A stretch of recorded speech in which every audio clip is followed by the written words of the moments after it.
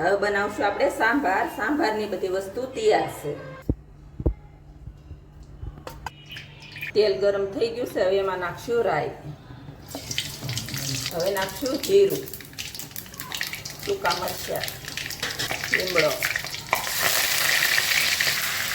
કાંદા, ટામેટા. હવે નાખી દઈશું રીંગણા, ગાજર, દૂધી, તરીકો, આદુ, લસણ, મરચીનો પેસ્ટ ને આંબલી નાખી દઈશું. લાલ મરચું, હળદર ને મીઠું. હવે બાફેલી તુર દાળ.